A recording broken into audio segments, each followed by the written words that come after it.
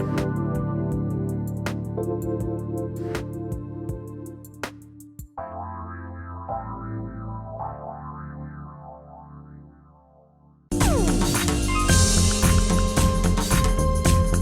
time to shake out your money-making truth. You're listening to Soul Wisdom Abundance with Jennifer Bloome, creating wealth from spiritual health on transformationtalkradio.com. Have you ever wondered why some people work really hard for their money while others live lives of joy and abundance with seemingly little effort? You are about to learn powerful, tangible steps to shifting your mindset and connecting to your flow of money and abundance. Jennifer teaches you to connect to who you are at a soul level and how to use that connection to create a personal and specific relationship with money. Learn how money is a powerful tool to achieve your desires and your desires to then serve the world. So shake out your money-making truth right now. Soul Wisdom Abundance with Jennifer Bloome. Hello and welcome, everyone. I am Jennifer Bloome, host of Soul Wisdom Abundance, Create Wealth Through Spiritual Health. And I'm utterly delighted to be sharing space with you, whether it's digitally or whether you can actually see me. It's fun to be sharing conversational space. So just briefly, this podcast is all about creating money, creating abundance, wealth creation in new ways that don't require us to hustle and work 80 hours and, get bloodied knuckles as we, move through our time together. That's how we were taught how to do it. And there's nothing wrong with being in action. There's nothing wrong with doing work. That's all part of the puzzle. But the worry and the fear and the anxiety and the struggle, that's the part that I really am interested in creating new conversation around. And so what I think of as the foundation to that is understanding that we are actually in relationship with money. That us as the human being are in relationship with both the divine and the energy of money in what I call the soul money relationship. And when we learn how to step up and be the leader of that relationship, when we hold ourselves in that relationship in a really strong way, now we're working with money in a much more conscious way. We aren't working out of our old patterns, our fears, all of that. We are making decisions in a really clear, conscious space. And that changes the whole game because you're able to have money come in exchange for something that is less intrusive, less hard. That's not really great grammar, but we'll just leave it. We'll leave it at that for today. Okay. So if you're interested in learning more about that soul money relationship, I'm going to invite you to come to my website, take the soul money relationship quiz. That is going to help you understand a little bit more about each of the different aspects, find out which one of those aspects of your relationship with money could use a little extra love, a little extra connection, and I'll give you an exercise to do that. All right. So, all right, let's get into what we're going to talk about today because I'm super excited. It's going to be a great conversation.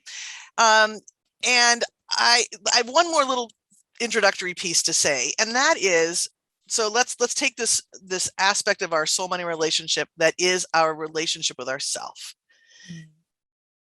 When we are allowing ourselves to stand strongly in connection with who we are, I term it as, I describe it as being in connection with who we are at a soul level. You can think about it in whatever language feels right to you. But when we're able to do that, we are able to be strong, to say, here I am, I have something to say, I'm willing to be seen, I'm willing to be heard, and I'm willing to receive money in exchange for who I am. And there's a lot of trust that goes into that. And another word that we could use for that is confidence, right? To have the confidence to say that, yes, I am a singular strand of the divine. I have a message and a purpose that is worthy of other people hearing and participating in. All right, well, that's great. Then the question becomes how? How do I get that confidence? How do I get that trust? And for that question, I have brought in Jess Critchlow, who is an expert in all things confidence, and I will let her share a little bit about her background in a moment. But we are going to, you use the word, what is it? Radical confidence for leaders and other people on their team to reach goals. So, wow, you are the person to have this conversation with. Welcome, Jess. I am glad you're here. Oh my gosh, Jennifer, I am so grateful you let me come play in your sandbox with you today because you talk about all the stuff that I love it's not my area of expertise. I dabble in the more woo side of things. Like I practice things. I don't teach it as much. So whenever I get the chance to be with a teacher of it, I'm like, yes, what do you need? Tell me what I can do to come play with you. So I'm so grateful to be here. Oh, lovely. So I've been looking forward to this conversation. So can you share a little bit about your background and why confidence matters to you? Let's just start there. Oh my gosh, what a big question. In an attempt to not bore everyone, I'll give you the truncated version and then we can, dig in where we want. Yes. So I have a background in being in like big corporate, capital B, capital C. I had a very successful career in corporate. Right from the get-go, I started in HR, got into leadership development, learning and development, which is sort of training, organizational structure, that kind of stuff. And I got a lot of comments through the first sort of 5 years of my career, which is like, you're so confident for your age. You're so confident. You're such a wonderkin. You're so confident. And I couldn't wrap my head around that because I was like, I am a sweaty, anxious, feel like I'm going to throw up constantly mess. Like, what are you talking about? So I decided, as you do when you're in big corporate, capital B, capital C, I was like, I know what the solution is. I need a promotion. So I was like, great, that will solve all my confidence problems. I just need a promotion. So I hired a coach. I sort of started learning more about personal development. I got the promotion. And shockingly to none of your listeners, that didn't solve any of my confidence problems. What do you mean, putting a new title after your name didn't make that internal change? Wow, shocker, yes. Doubled down on my imposter syndrome. So I was like, ruh-roh. So that sparked the dive down the rabbit hole. Yeah. You name a learning or healing modality, I can pretty much guarantee I have sampled it in some place to just like crack this nut open because I didn't understand. I knew I was good at my job. I saw the performance reviews, and yet sitting in my performance review, I would argue with my manager. She'd say, you're above expectations. I'm like, nope, no way. Girlfriend, let me tell you why I suck. She's like, no, like what, this is weird. So I had to dig in and understand, why is my outside not matching my inside? And what can I do about it? So that started my dive into the confidence rabbit hole, because on one hand I was successful. So yay. But it was painful and like little, small p painful. There are worse problems in the world than being good at your job and not feeling good at your job, of course, right? But it was hard. I'd go into this office day after day, feel like a fraud, day after day, feel like an imposter, feel like I was never doing enough, like I could never really figure it out. So I had to dive in because I was like, I can't do this. Is this what I'm doing until I retire in 40 years? Just feeling like this? I'm not doing this. So that was what kicked it all off for me. Swimming in the pain, that, someday maybe we'll figure out how to learn without having to swim in the pain first. But if you crack that secret, Jennifer, you got to let me in on that. Yeah, I'll put you on the list. Yeah, I'll put you on the list. Okay. So as you kind of were beginning to peel back this difference, right? Okay, so here I am on the outside and here I am on the inside. As you started to peel back those layers and begin to find some way for one to match the other, what was some of the first steps? What was one of the first ahas that helped you begin to integrate the inner and the outer? Okay. This was less of an aha and more of like a slow, drawn out understanding, but this was the biggest shift for me. And so we'll start here, which is, I always believed that confidence was a feeling, right? So the idea that I would be about to go on stage to speak and feel nervous, to me, my brain interpreted that as, I'm not confident, I'm not ready, because I have a little bit of throw up in my back of my mouth because I'm sweating like Right. uncontrollably. Therefore, I'm not confident. Yeah. And what I learned after a ridiculous amount of time and energy and money on personal development and professional development is mutually exclusive things. You can be sweaty, heart racing, nervous at AF, and still be confident. When we define confident as knowing what you can do and taking action as a result, you get to be sweating buckets and still be confident. You get to be pacing backstage thinking, oh my gosh, I'm going to throw up. And still be confident. So say your definition of, I'm sorry. Now I just talked right over it. I'm going to ask you to repeat it. And I would talk right over as you repeated it. So say it again. Knowing what you need to know. So knowing what you can do, having deep self-awareness. To my corporate friends, I usually say, know what you can do, know your skills. To you guys, I will say deep inner knowing, understanding what a yes feels like in your body, understanding what a no feels like in your body, being aligned, deep inner knowing. So knowing what you can do. And the part that everyone goes, cool, that sounds great. And then I'm like, and taking action. They're like, oh, I don't like that one as much. But it's the 1-2 punch of confidence. You have deep knowing and you're doing something about it. If you know that you are clairvoyant and you never do anything with that, guess what? That doesn't count as confidence. Even though you might have the inner knowledge, if you're not doing something with that ability, it doesn't get to count. You got work to do, baby. Yeah, does that make sense? It does. Absolutely. Because then it's neck up, right? It's sort of this cerebral sense of, oh yeah, this is who I am. And yeah, I'm not going to do anything. Right. I'm here in my bubble. I'm not going to take risk. Right. Exactly. I'm not going to be vulnerable with it. Yeah. And it's that process of knowing it. And then somehow we bring it down into our bodies and we begin to trust it, to know it in a new way. If we never take, I think, and those action steps allow us to know it in a new way, to prove to ourselves, I do know something. Right. Yeah. Mm-hmm. Yeah. So the Jess that was in capital B and capital C.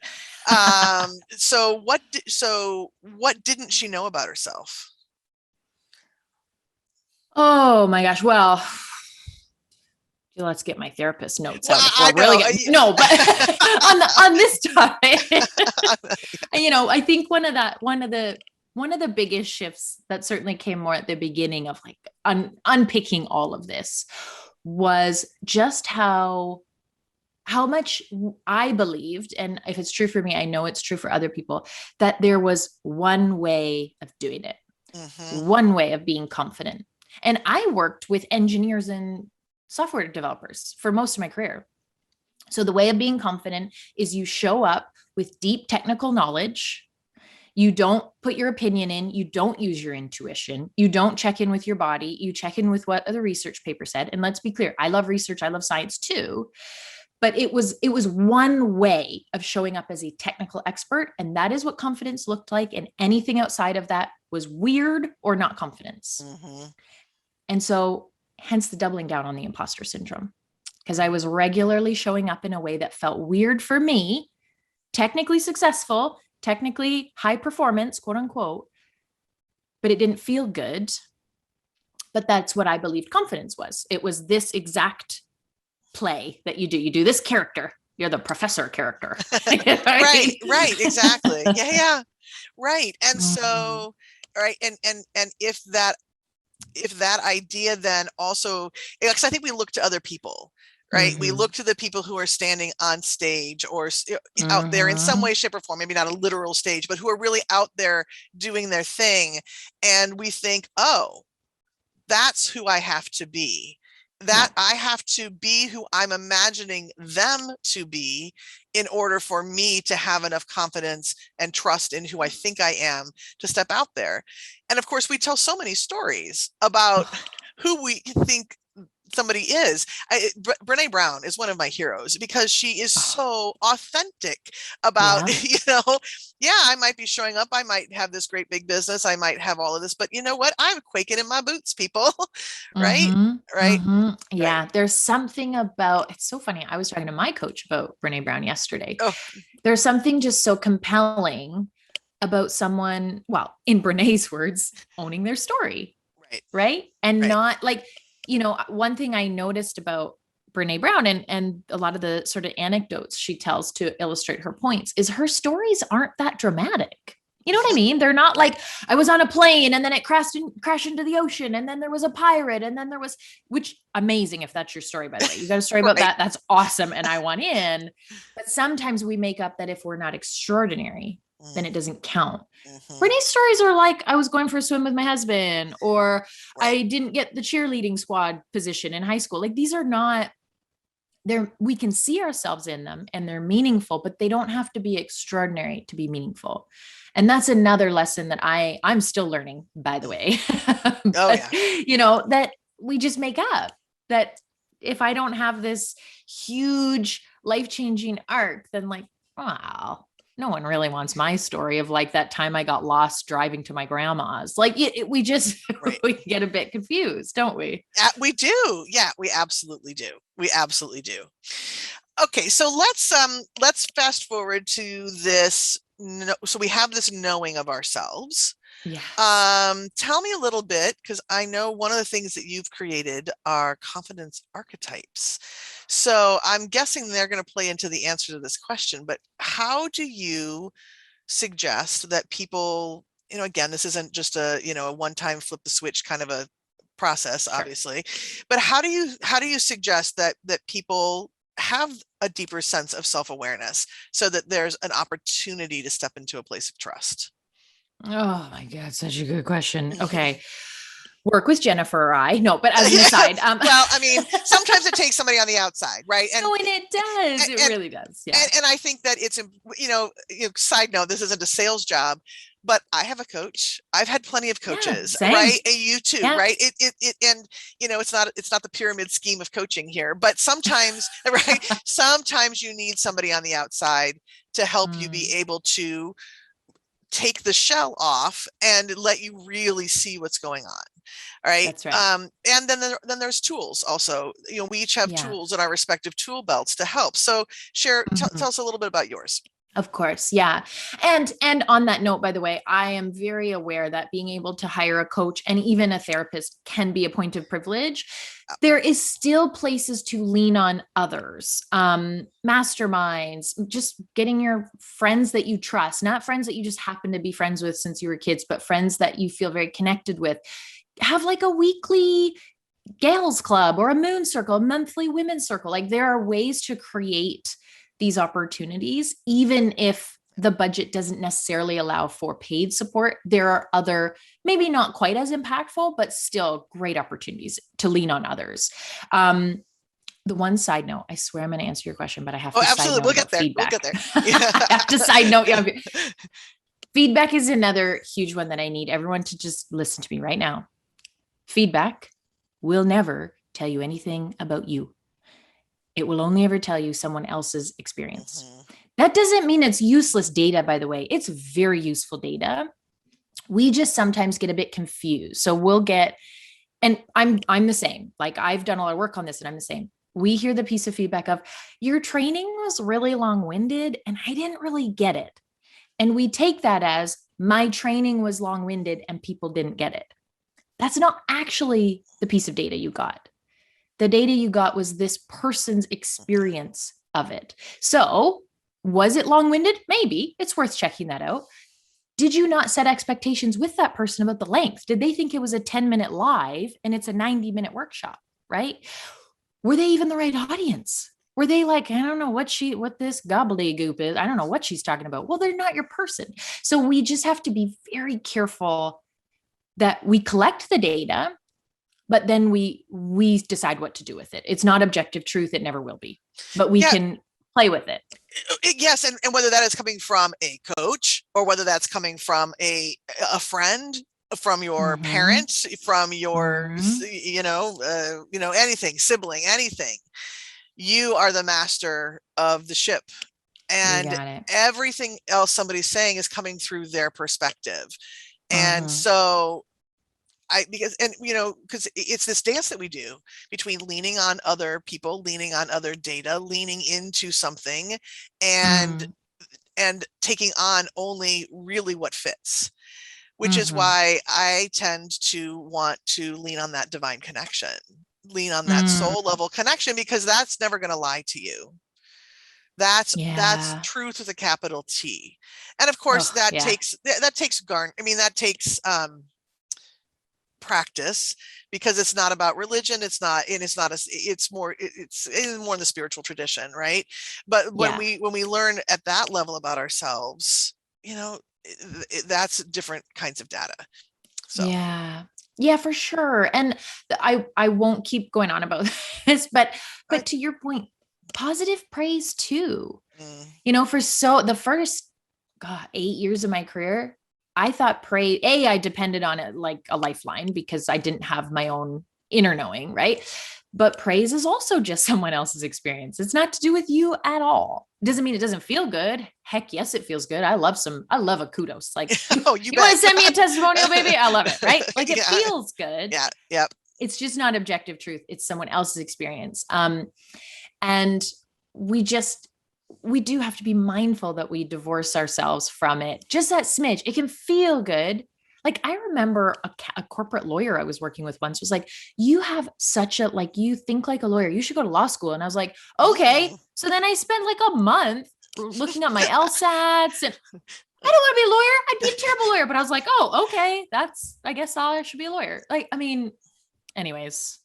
Be mindful.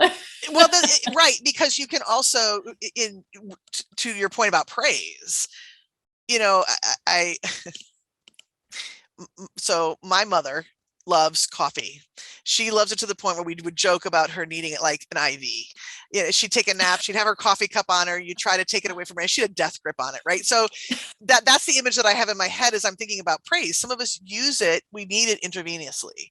It's a good day if somebody said something positive. It's a bad day if somebody is reflecting something that doesn't feel so good. And we use that to monitor how we feel about ourselves. That it just is that's just a recipe for disaster. To need one or to constantly be hearing and taking in and digesting the other. So let's circle back. This is really important. We'll come back around. Nail me down. So now we know, right? This is another reason why it's important to have deeper self-awareness. So tell me about the kind of tools that you use to help people create that deeper self-awareness.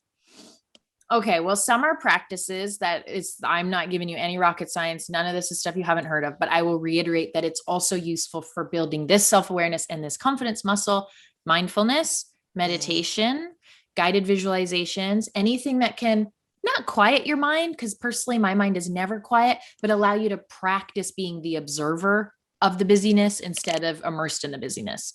That will always move you forward in the confidence muscle, the confidence practice. So mindfulness, guided visualizations, anything that can allow you to just like step out of the busyness and watch the busyness. Always step one. If you ignore everything else I say, have a mindfulness practice, 5 minutes a day. Even that will help. So that's one. 2, my favorite one, hence why I have my own version of it, is personality assessments. MBTI, that's the one I'm certified in. That's actually the springboard for my confidence archetypes quiz, Belbin, FiroB. Oh my God, you name a personality assessment and I'll tell you to go and do it. But what I want you to be, the way to use it in this type of building this type of muscle is to use it to spark your curiosity. So anyone who downloads one of my confidence reports, the first thing I say is, you can read this and think it's total garbage. I'm fine with that. That's totally fine. As long as you're being curious. Yeah. When do I do that? When do I act that way? Ooh, that doesn't sound like me. I wonder what my spouse would say about that. You have to be curious about it. It's not fact. It's not garbage. You have to be curious. Same with all of the psychological assessments, even the ones that are like true scientifically validity, reliability. I'm like trying to dust off my psychology degree here, right?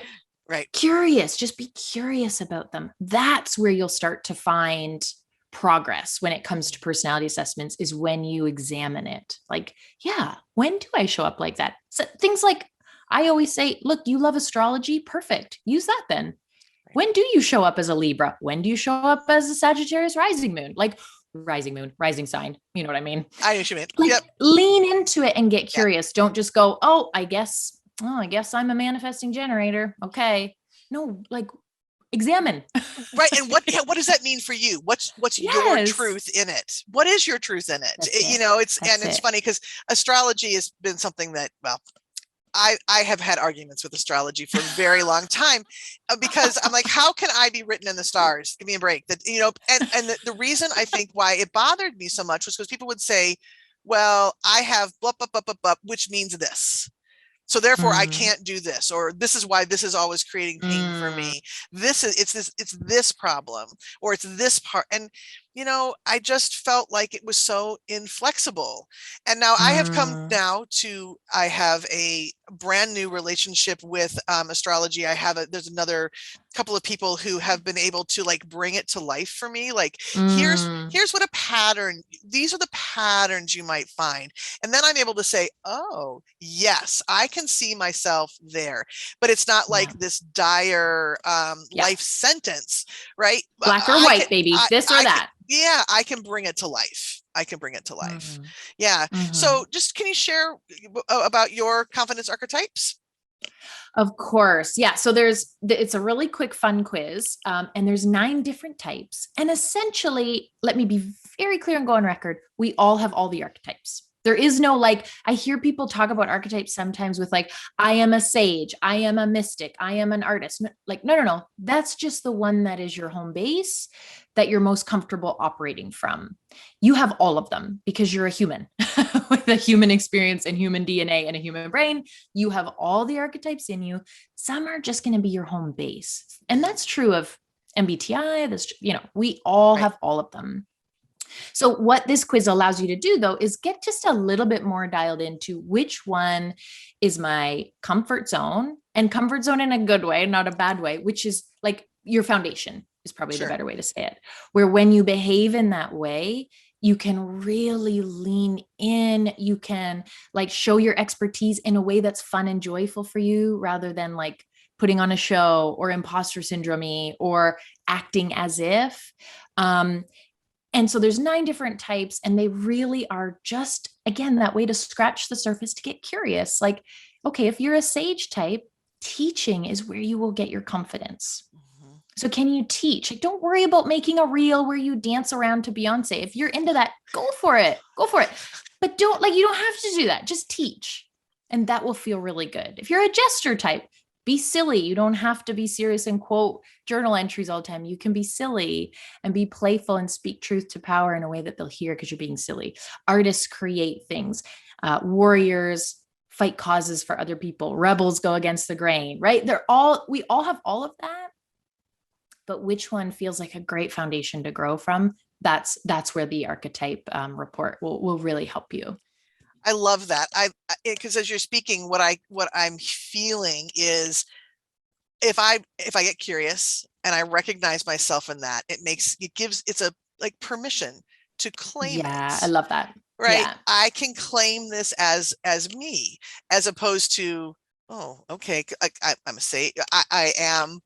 My home base is sage, to use your use your language, right? So that gives me permission to rest into, I love to teach. So don't make myself have to be like somebody else who is dancing around on reels to Beyonce, because that will honestly never be me.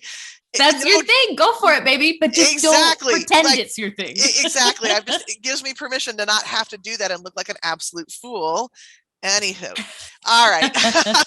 Fantastic conversation. Well, I tell you what, this is going to be a great place for us to take a short break, and then we're going to continue the conversation by giving some additional information for the listeners about how to integrate all of this. So looking forward to that. So let's go ahead and take that short break. You're listening to Soul Wisdom Abundance, and I am your host, Jennifer Bloome. I will be back with Jess in just a moment.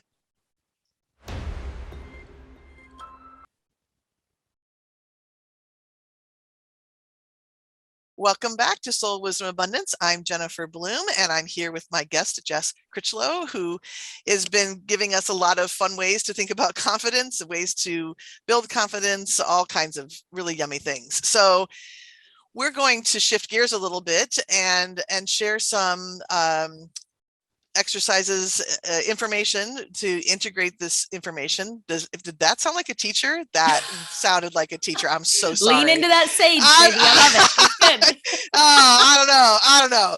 All right, but before we do that, can you share with our listeners the best way for them to get in touch with you? Of course, we've got the show notes that has, all your details, but what if there was one way for somebody to get in touch with you, or if you have something you want to highlight about something you want to offer to the listeners, will you share that?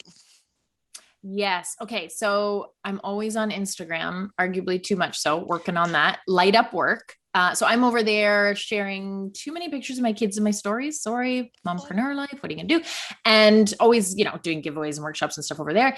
And for your listeners, I do want to offer a 30-minute session specifically about their confidence archetype report and how to apply that more in their business. So that's not something I normally give away, but for your listeners, really digging into the report itself and coaching them around how they can bring that even more to their work and to their business.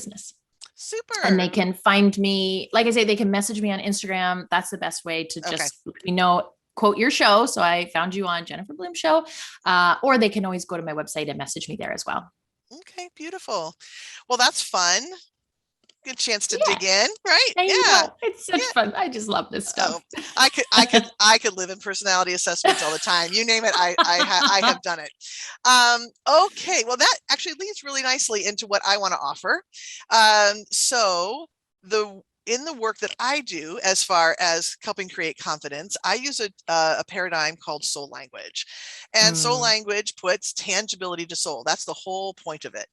So within this paradigm, what we understand is that there are 107 different voices of soul. And what I love what you said, Jess, about your archetypes, is that yes, we have access to all of those voices. But we chose, when we came to the planet, we chose 3 of those languages to be a piece of our soul.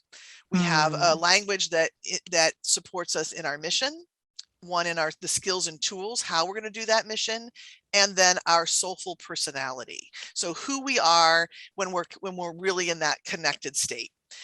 And the beauty about the way these paradigms are, or the way these languages are presented, is you get to understand things that you might be noticing about yourself when you are connected, and things you might be noticing about yourself when you're disconnected. Again, this is a place to be curious. Great word. Isn't that interesting? I seem to be a little bit over here and a little bit over here, which makes complete sense. We're never always, there's 2 words you're not ever supposed to use, right? We're never always connected.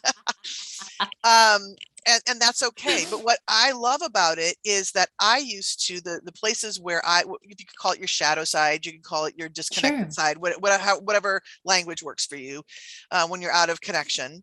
There were things that are examples of that, where I used to say, oh, that's what's wrong with me. That's why I'm never getting to where I need to go. There's something really wrong with me. There's some, like this dark mark on my soul. Not to be dramatic about it or anything, but I've got Scorpio in my chart, so I get to be dramatic. So what I would like to do is I would like to offer you one of your languages. And the way that I do that is to make a one-time connection to your soul, which I did before the show, and I had permission. I don't ever do it without permission. And I test. And so I asked your soul which category, first of all. And so we're going to talk about your soulful personality. And then I muscle tested to see which one of the 107 is yours. So what I'd love to do, I'm going to share the description of it. And I want to share what you might notice if you're connected and what you might notice if you're disconnected. And I'd love for you to sort of listen to it as a whole. Remember, we're putting language to the ineffable, right? So like you might, right? So kind of listen to it as a whole. And then I'm curious, what resonates, what doesn't, whatever. Okay. So ready? I'm so excited. All right. So for you, your soulful personality is captain. You prefer to be the head of an influential group, to be in charge. As a superintendent of this group, you are the acting authority to ensure that the policies and regulations are enforced. Each member of this group, including the captain, is acting to complete a common task, goal, or mission. You do not feel satisfied with any other position and will work toward achieving the highest rank in your area of expertise. So this is all about leadership, power, and destiny. Okay, so if you are in connection with this language, things you're going to notice: commanding your group and yourself with an even hand, providing motivation for the group and yourself, knowing the procedures and strategies that will produce the best results with the intention of the greatest good of all, soliciting through goodwill and divine guidance the support of resources and people to assist with the completion of the common task, goal, or mission, and to support your rise to power. Wow, there's a lot of these. So I'm gonna leave it there. Actually, accepting your power and utilizing it with divine guidance, having compassion for yourself. And if you are disconnected, things you might notice: expressing impatience for and intolerance, of yourself or others, living in fear about making decisions, being a perfectionist, demanding impossible standards for yourself or others, trying to control, living in fear of losing control, feeling what others think, trying to people please in order to receive respect. So tell me how that lands. Ooh. Oh, there's a few. Essentially, it felt very aligned. Two things, I guess, questions that I have. Of course. I want to get your. Yeah. Let's make it all about me. Why not? So on the shadow side, because that's what we always do. Like everything you said about like when you're in alignment, I'm like, yeah, that all sounds great. Yay. And then I was like, oh, the shadow side. People pleasing, something I've been working on since really 15 years now. So yep, get it. And part of that's our conditioning in our culture, but there's something about it that is like, yeah, it's deep. So that very much resonates. And I am always at my worst when I am not vigilant with that. And I don't even mean like my performance isn't good, whatever that means. Like, I mean, I'm not who I know I'm meant to be. So that very much resonates. Yeah. The control thing I have a question about. You bet. So I quit drinking maybe 2 years ago now. And not, by the way, like a huge dramatic story. I was just like, I had a beer yesterday and I feel kind of fuzzy. I don't think I'm going to drink anymore. So like I don't have a big, exciting story there. It's not for me. But part of it is I don't like the feeling of not being in control when I have had too many drinks. So on one hand, that feels really healthy to me, not drinking, that is. But I'm just curious if you have any thoughts around that. Control is a tricky word, isn't it? Because on the one hand, the idea of being out of control, right, where you have something that is really within you that is causing you to not be who you want to be, right, that doesn't feel good at all. So to be able to have an understanding of how you like to feel, live your life, and then to organize your what's around you or in you to feel that way, yeah, that's really good. But when it comes, so here, but the shadow side of control though is needing to have, so for example, I have a client right now who, if there's any kind of discomfort for herself or her son, she immediately goes into fear or anxiety. Right. So having to have the environment controlled so her son never experiences a moment of pain or suffering, or I have to do everything within my power to know what's coming next and know what I'm going to feel. So because otherwise it's bad, right? That's where it starts to get toxic. Okay. Right? Okay. I feel better about this because that is something I very much experienced early in my career. Like I would wake up at 3 a.m. being like, oh, okay, did I send that email to Darren? If I sent it, did I include the attachment about the thing for his team? Like part of that's also anxiety, but there was like but what is anxiety telling you? Yeah. Right. I couldn't do it. I physically couldn't do it. And so I was constantly burnt out, constantly on edge, like constantly having 8 million to-do lists just buzzing in my head. And a lot of that was control. Like I couldn't I couldn't give any of that up. Mm-hmm. And when I did too, here's the other place this shadow showed up for me. When I did, because we always want to prove what we already believe, right? Of course. So when I did delegate, 9 times out of 10, it went fine. One time it didn't go fine. And I'd go, see? Exactly. No, nope. I got to do it all. I got to do it all. Exactly. Right. Exactly. Exactly. Okay. Exactly. I get that. Mm-hmm. So that's that piece. That's that piece. Wow. So what's really yummy, we won't do it here in the podcast, but one of the things that you're welcome, well, you can do, and I'm happy to chat with you about it after the show if it's something that is interesting to you. But these are literal, they're voices of our soul, voices of the divine. We can talk to them. You can create a conscious connection between you and Captain and start to ask questions and be able to get insight from divinity, from your soul. And again, this is lovely information that's coming through a clear conscious connection. And it provides really lovely information. So that's, yeah. So any other question before I turn the floor over to you? No. I think that's good. I'm going to be percolating on this. You're going to get an email from me in about 2, because I'm like a process after the fact kind of gal. Like, about 14 days, I'll be like, okay, Jennifer, thinking about this. So about that, Captain. So just one last piece, right? So in terms of the confidence, we get, when we get to know these parts of ourselves, like in the other places of any other personality assessment, we get to lean on that, and we get to say, yes, I'm going to honor the fact that I like to lead. I'm going to honor that fact about myself and allow it to permeate, as opposed to, oh, who am I, right? That imposter syndrome. Who am I to think about leading? So, or make it wrong. You know what I mean? Like, exactly. I should just be happy being one of the team. It's like, yeah, but I'm not.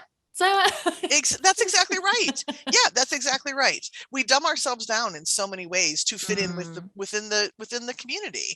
I had a mentor that used to call that, tall poppy syndrome. Don't stand too tall, because those are the ones that get mowed down. But when we have the foundation under us to hold that knowing about ourselves, we can't get knocked down. So love it. All right. Thank you. I yield the floor. Okay. Oh my gosh. So I did double check your results, because I know we talked before, and I was almost sure I remembered you being a sage. But I'll start with that. So you were a sage. Anything about the report? This is usually the first question I check in on, is anything that stood out to you as surprising? Anything that you're like, I don't know if I do that. And you can say no, but I'm just checking in on the surprise factor first. Can you give me can you remind me of a couple? Yeah. So some of the ones that sages always balk at, so this is what I want to check in on, is one of the pieces of a sage. So there's a description, but it's basically, you find your confidence from teaching and mentoring. It's basically a longer version of that, but that's the essence.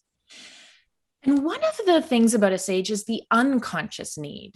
So the unconscious need that often shows up for a sage is actually love and admiration.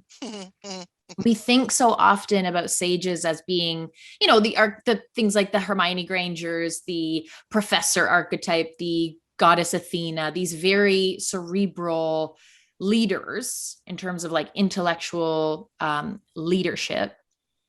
And actually the unconscious need that is usually bubbling beneath the surface, but that people don't see and sages don't often think to ask for, is love, connection, admiration, that sort of warm and fuzzy stuff. How did that land for you? You got an hour. So, it's very interesting, because I've always known, when I was a little kid, I wanted to be a teacher, right? That's always been something it's been threaded through me forever. And then I found myself saying, I'm just a teacher. And I did hand analysis is one of those things that I've done, and it introduced me to several other pieces but teacher got to be woven in, and that just, it feels like, yes, I can settle into that. And the love and the admiration part is a push-pull for me, because I want to know, I guess, and the way that it shows up for me is I want to know that something's landing for somebody. I don't want to share information for the sake of sharing information. That's not my cup of tea. I won't be that professor, up there rambling and, not really giving a crap whether the students no one's are looking, no one's like, everybody's on their phone. What? Yeah, it's not, that's not me. And I really want it to land. But when that starts to get reflected back to me, that is a discomfort spot for me. I will say that. So that is a place of discomfort. So this isn't in the report, but I should probably add it in because most sages I work with, we have to talk about this. How do you respond to praise? What do you do? Do you get weird? No, I get weird. I do. Yeah. Was that evident from what I was trying to portray here with my hands? Yeah. Praise and I don't get along super well. Yeah. So one of the pieces that I probably need to add this in because it always comes up is to practice simply saying, thank you. That's so kind. No, oh, it was nothing. No, like, oh, it just took me a second, or like, oh, you're being silly, or changing the subject, just basking. Basking and thank you. That's so kind of you to say. Thank you. That's all you get to say. No other disclaimers, explanations, downplaying, just thank you. That's so kind of you to say. So that is something to play with. I will definitely practice with that. It's very interesting. As business owners, you're supposed to share what people, say for you and the testimonials and all of that. And it's interesting. I'm working on a project where I've gone back to some work that I haven't done for a while. And I needed some language to make sure that I was sort of on the right track with knowing who my, in marketing speak, ideal customer was. So I went back to a set of testimonials that I received a number of years ago. And I must be doing some growth in this area. So this is a good thing to know. Reading through those testimonials, I was able to take it in a different way, right? It wasn't about, oh, this is to pump up my ego. No, this is for me to understand that something's landed with somebody. That's what's important. That means that this that I put out is something that really landed enough for them to tell me the story of how it landed with them. And so I get to, and now you can tell me if I'm deflecting or not, right? But to be able to sense it and understand those words of praise in a different way, and to allow that to hit in a space that is really important for me, right? I care what people do with that information. Yeah. And that's, by the way, when you said about the thing of like, you don't want to be standing at the front lecturing and no one's paying attention. Yeah. That is actually more a true sage sentiment than, well, I'm just putting the info out there, take it or leave it. Like that's not teaching. That's talking. Those are two very different things. Yeah. And so another piece, and I think you do a little bit of this. I mean, your whole work and business model is around this, but for other people who maybe aren't in a coaching or teaching role, being a mentor, you can be an accountant, be a sage, and be a mentor, like a true relationship where that person can come to you for advice. You can remember like, oh yeah, I do know a lot of things. And I can share that in a way that I know lands because it's maybe more a small group or a one-to-one. And that's another thing that I love to see sages do. We often, especially sages who don't have a dynamic like us, where part of our business is teaching and coaching or mentoring, when they are a social media manager or an accountant or a graphic designer or own a gym. There's another one, they're like, well, that's not really my thing. And it can be, you can lean into this. It doesn't have to be in your business model for you to lean into it in other ways, because it will fill you up. Right. Well, that's what I was just going to say. It can make whatever the job title is, it can make your experience of that job much deeper and more fulfilling, right? Exactly. It's like, oh, I know that this is something that I'm doing, I'm good at it, but how can I take it to that next level? How can I really want to open up my eyes in the morning and go, yes, I'm so excited, right? This is what I want to do today. Yeah. And I think that's the last thing I'd say to you, and just to anyone, if they have a personality assessment they like, or they've done the archetypes one or whatever, is a really fun journaling prompt is just, how could I show up as a sage today? What could that look like? How could I show up as my ENFP? How could I show up as a challenger? How could I show up as the captain today? Just as a quick little check-in for yourself. And then again, that inner knowing, like, how does that feel in your body? Because scary doesn't necessarily, not necessarily bad scary. Maybe it's like, ooh, yeah. like top of the mountain feeling, like, ooh, yeah. Yeah. Okay. Yeah. So just to start playing with it a little bit more. That's a really fun way to do it, to just that little check-in of how could I, if I was to show up as a sage, what would a sage do? And kind of play with it that way. I love it, because then it makes it more real, right? And it moves it from being this archetype that's on a piece of paper and into your living, breathing embodiment of that, because that's what it's all about, right? It's about this life experience and making it more joyful, and it's more fun to be in these bodies, because oh my God, I sometimes know. it's a little bit challenging. Yeah, human body, our greatest gift, our greatest curse. We're in it. That's right. We got to figure it out. That's right. That's right. So if you had one more gem of wisdom, one more piece of information that you would like to share about people as they are learning to be more in this space of confidence, what would that be? What would you like people to know? Do you know what? It's yes, I do. It's that top of the mountain thing I just mentioned, the scary thing, right? I want everyone listening to be very careful the stories they're making up about what's going on in their body. Because if your heart is racing and your palms are sweating and you're a little bit short of breath, guess what? That could be fear. It also could be excitement. They feel the same physiologically, like they're the same. When you're sitting in a roller coaster and you're all strapped in, safe as can be, and you're like, oh, I'm so excited. I'm so excited. That is the same feeling as when you're like, oh God, I have to go live and I think I'm going to be sick and I hate this and I don't want to do it. And those are the same in your body. You're just making up different stories about each of them. So I want you to really check in on, what are you making up about the fact that your heart is racing? Maybe it's fear. And hey, I love a bit of fear, by the way. You're standing at the mouth of a dark alley at 3 a.m. Listen to that fear. Get the hell out of there. Fear is awesome. Right. I love me some fear. Sometimes if it's just because you're about to go live to talk about something you're passionate about, maybe it's excitement. Yeah. Maybe we can play with it in that way. So that's what I'd say. Beautiful. Right. And you get to tell that story in a new way. I will not use the roller coaster example, because that for me is flat out fear.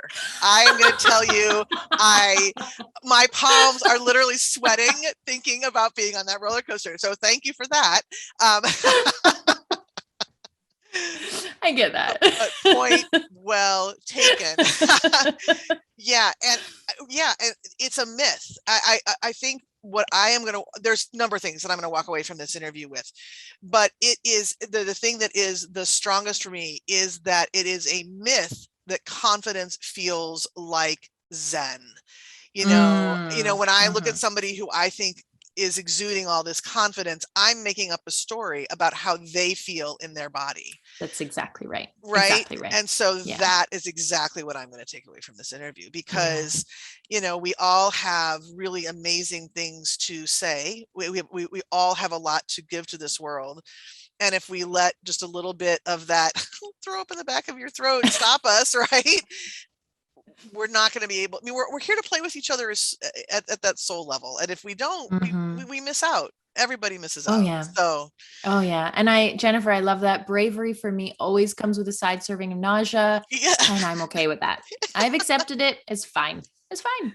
Love it. Oh my gosh. Well, Jess, thank you so much for being here, for sharing your wisdom, for sharing your stories with the humor, because, we teachers get a little serious sometimes. So I appreciate this, the levity and the wisdom that came through with it. So thank you so much for being a part of this conversation today.